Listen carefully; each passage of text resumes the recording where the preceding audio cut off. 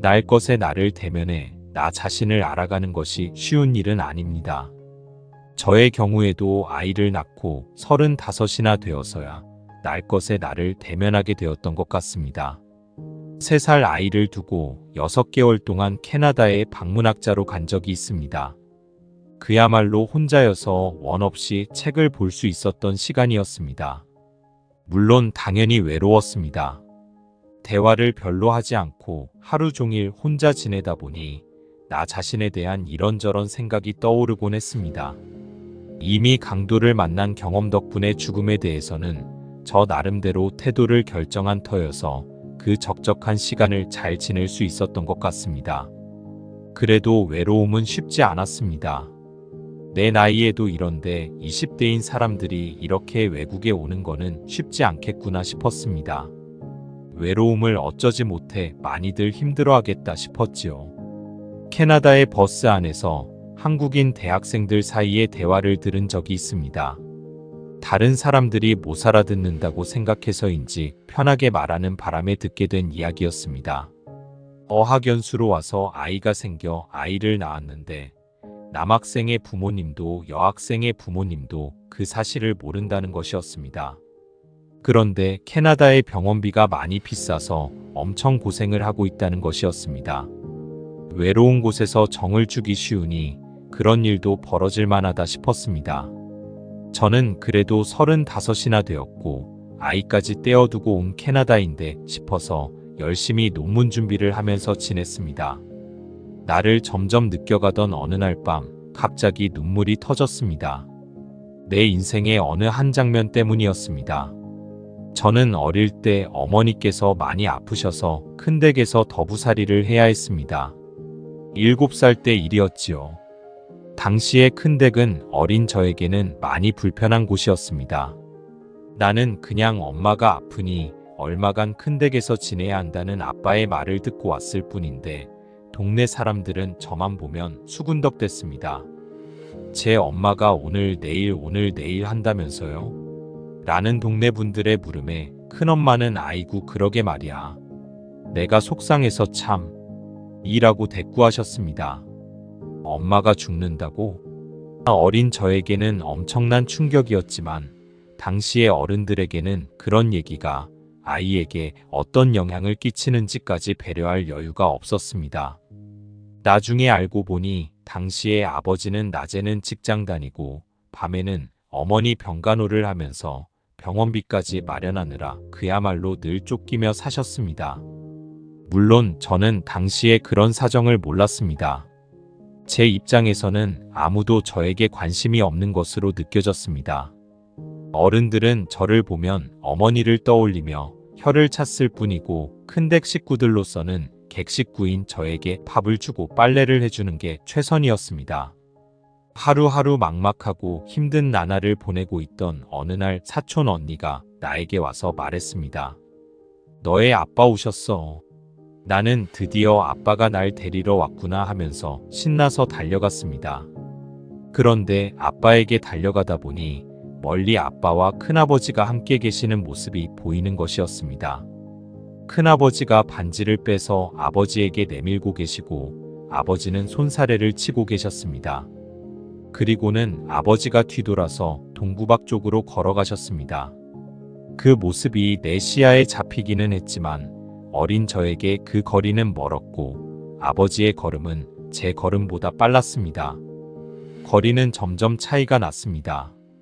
내가 소리를 지르니 아버지는 돌아서서 저를 보시고는 집으로 들어가라는 손짓만 하셨습니다.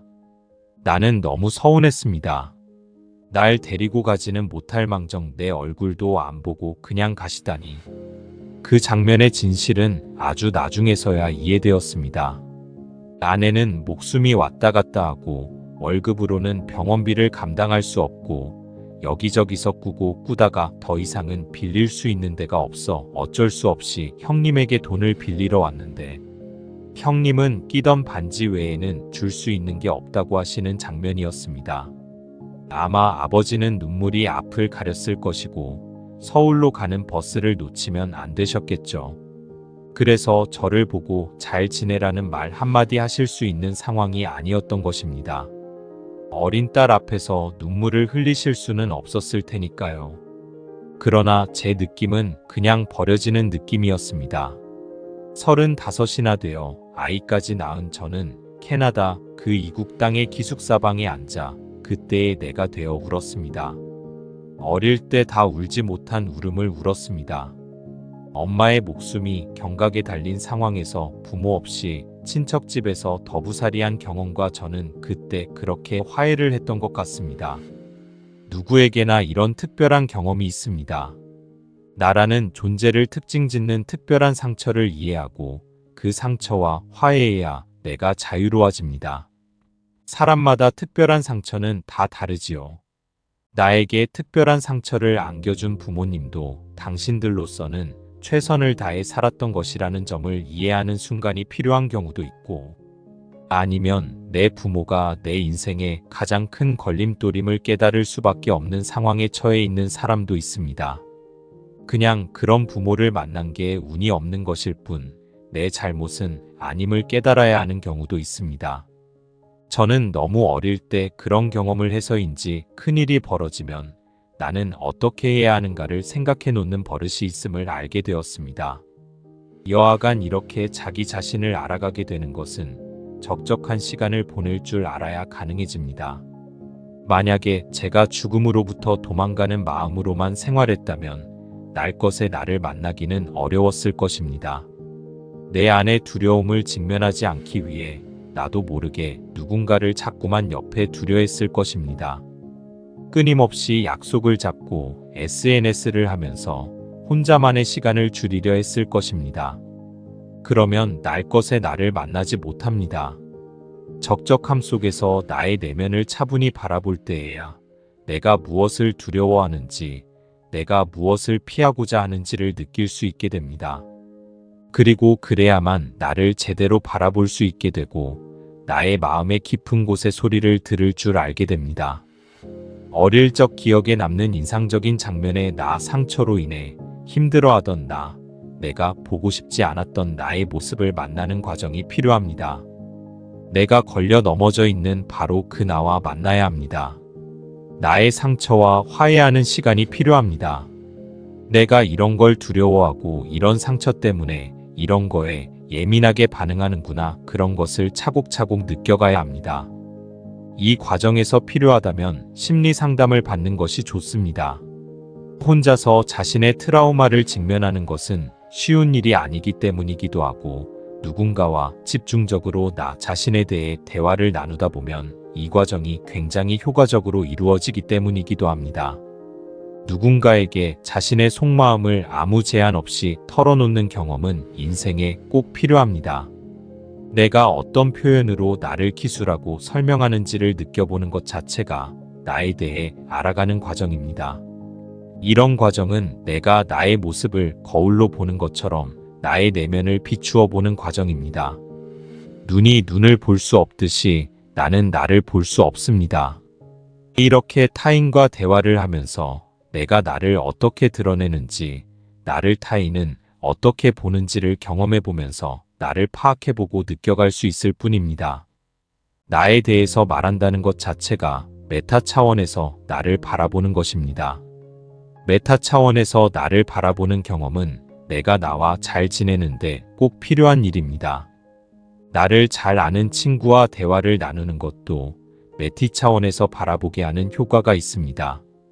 그래서 속을 터놓을 수 있는 친구를 만들고 그런 친구와의 만남에 정성을 기울이는 것이 좋습니다. 타인의 시선에서 자유로워지면서 나의 마음을 들여다보려면 이런 식으로 자기 자신을 만나면서 점점 더 자기 자신을 알아가게 되면 자신의 본래적 자기에 맞는 일과 맞지 않는 일을 잘 구분하게 됩니다. 타인들의 말에 휘둘리는 자기 자신을 더 잘 느끼게 되고 점점 더 휘둘리지 않게 됩니다. 자신이 타인의 말에 얼마나 영향을 받는지를 예민하게 느끼게 되고 그런 영향을 받지 않을 줄 알게 되는 것입니다. 점점 더 자기 중심을 잡아나가게 되는 것이지요. 그러면 자신이 진짜 원하는 것과 원한다고 착각하는 것, 사실은 타인의 시선 때문에 원하는 것과 진짜 자기가 원하는 것, 자기를 성장시키는 것과 자기를 끌어내리는 것을 구분하는 능력이 좋아집니다. 타인의 시선 때문에 원하는 것을 진짜로 자신이 원한다고 착각하는 경우엔 그것을 손에 넣었을 때 진정한 만족감을 느끼지 못합니다. 그래서 또 다른 새로운 것, 남들이 추구하는 것을 원하게 되지요. 결국 그 연쇄에서 벗어나지 못하게 됩니다. 이 경우 원하는 것을 얻고 난 후에도 또 새로운 원하는 것이 연이어 나타나니 그것을 따라가다가 볼일을 다 보게 됩니다. 사람이 원하는 것에는 궁극적으로 자신에게 도움이 되는 것이 있고 당장은 그것을 원하지만 그것이 궁극적으로는 자기 자신에게 도움이 되지 않는 것이 있습니다. 타인의 시선에 매여서 살아가는 사람들은 궁극적으로 자기 존재에 도움이 되지 않는 것을 원하게 되는 경우가 많습니다. 타인의 시선에 매여서 사는 것은 우리를 힘들게 합니다. 우리 모두는 타인의 시선에서 벗어나고 싶어 하지만 그게 잘 되지 않습니다. 타인의 시선에서 벗어나는 것은 어떻게 가능해질까요? 제가 살아간다 죽어간다임을 수용해야 한다고 주장하는 이유는 이를 수용할 때 나 자신에게 정말 중요한 것과 중요하지 않은 것이 분명하게 구분되고 그로 인해 타인의 시선에서 자유로워지기 때문입니다. 죽어가는 삶임을 받아들이면 나의 이 죽어가는 삶에서 정말 중요한 것이 무엇인지가 분명해집니다. 죽음을 두려워하면서 살아간다 죽어간다의 등식을 인식하지 않으려고 몸부림치는 사람들은 저절로 타인이 중요하다고 하는 것을 중요하게 생각하게 됩니다. 자기가 중심을 잡고 생각하지 않기 때문이지요. 타인의 인정은 사실 모든 인간에게 중요합니다. 이런 글을 쓰는 저 자신도 조회수를 신경 쓰고 댓글 내용에 신경 씁니다. 타인의 인정이 중요하지 않은 사람은 없습니다. 그렇지만 죽음을 두려워하는 마음으로 타인에 대해 신경 쓰는 것과 죽음을 수용하는 마음으로 타인에 대해 신경 쓰는 것은 차원이 다릅니다. 죽음을 수용하는 사람은 타인의 인정에 신경을 쓰기는 하지만 거기에 매달리지는 않습니다. 죽음이라는 엄청나게 두려운 것에 직면했고 삶이 담배 연기보다도 허무할 수 있음을 알았기에 다른 것에 매달리지 않게 됩니다. 죽음을 수용하면서 죽어가는 삶에서 정말 중요한 것이 무엇인지를 알았기 때문에 그 외의 다른 것에는 그리 신경을 쓰지 않게 되는 것입니다. 그래서 타인의 인정에 대해서 신경을 쓰기는 하지만 거기에 매달리지는 않을 수 있게 됩니다. 불교에서는 세상 안에서 세상을 넘어서 살아야 한다고 주장합니다. 불교의 출가는 세간을 벗어나는 것입니다. 출세간이라 하지요. 그렇지만 깨달음이 더 진행되면 출출세간을 해야 합니다. 불교 경전에는 유마경이라는 경전이 있습니다. 유마힐거사는 출가한 승려가 아니라 제가신도입니다. 유마경은 제가신도인 유마일거사가 출가 승려를 논파하는 내용으로 되어 있습니다. 아무 자극이 없는 산속에서 평상심을 가지는 것보다는 저자거리에서 평상심을 유지하는 것이 더욱 어려운 일일 것입니다. 산속에서 깨달아봐야 뭐하냐. 이 세상에서 온갖 사랑과 부딪히며 살아갈 줄 알아야 그게 제대로 깨달은 거지라는 술자리 대화가 그저 술자리 대화만은 아니라고 생각합니다. 정말 깨달았다면 이 세상의 온갖 문제와 부딪히면서도 평상심을 유지해야 하는 것이겠지요. 출출세간은 깨달음에 집착하는 마음에서조차 벗어나는 것입니다. 시부도의 마지막 그림에서 다시 세상을 향하는 것과 일맥상통합니다. 그러면 세상 안에서 세상을 넘어 사는 출출세간의 태도는 어떤 것일까요? 이 세상의 모든 규칙과 법칙이 무엇인지 알고 그 안에서 살아가지만 그 규칙과 법칙에 마음을 빼앗기지 않고 자신의 마음의 주인이 되어 살아가는 것입니다. 삶의 허물을 모두 받아들인 상태에서는 남이 중요하다고 하는 것이 나에게 중요해지지 않는 것은 물론이고 내가 중요하게 생각하는 것에도 너무 강하게 집착하지는 않게 됩니다. 다르게 표현하자면 제가 20여 년 전에 TV에서 들은 말을 전해드리는 것이 나을 듯합니다. 기대하지 않는다. 그렇다고 포기하지도 않는다. 그것이 사랑이다. 기대하지 않는다고 해서 아예 신경을 꺼버리면서 포기하지도 않습니다. 집착은 하지 않지만 마음은 기울이는 태도입니다. 삶이 담배 연기보다도 허무하지만 그 담배 연기에 충실해보겠다는 출출세간의 태도에서는 타인과의 비교가 별로 중요하지 않습니다. 그래서 열등감을 느낄 일이 없습니다. 죽음 앞에서 열등감이 뭐가 그렇게 문제되겠습니까? 그런데 우리가 죽음을 자꾸 삭제해버리고 삶에 집착하게 되면 진정으로 나를 행복하게 하는 것이 아니라 타인들이 행복하다고 여길 것에 목숨을 걸게 됩니다. 그러면 당연히 비교가 되지요. 다른 사람이 가진 것을 내가 못 가진 것은 큰 문제가 됩니다. 건물주가 아닌 나의 삶이 너무 보잘것없어 보이고 내가 판 아파트 값이 천정부지로 올라서 속이 타고 억울해서 살 수가 없게 됩니다. 물론 돈 중요합니다. 그런데 돈이 인생의 행복을 보장해 주지는 않습니다. 통장에 많은 돈을 가지고 있으나 그 돈을 지키기 위해 자녀와도 형제와도 척을 지고 사는 사람들이 꽤 있습니다. 돈이 그 사람을 정말 행복하게 할까요?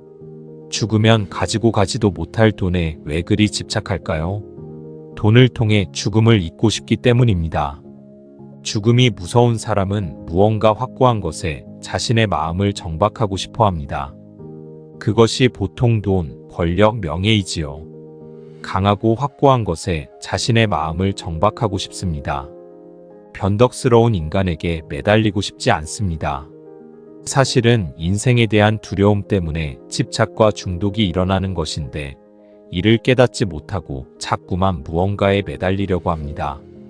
그런 것에 매달리느라 정말 자기 자신을 행복하게 하는 것이 무엇인지를 알아가는 방향의 삶을 살지 못합니다. 남들과 비교하는 마음에 휩싸이면 열등감을 견디는데 자신의 마음의 에너지를 모두 써서 자신의 마음을 들여다보지 못합니다. 죽음을 수용하는 태도를 가질 때 두려움으로부터 도망다니지 않게 되고 열등감에 시달리지 않으면서 자신의 마음을 들여다볼 수 있게 됩니다.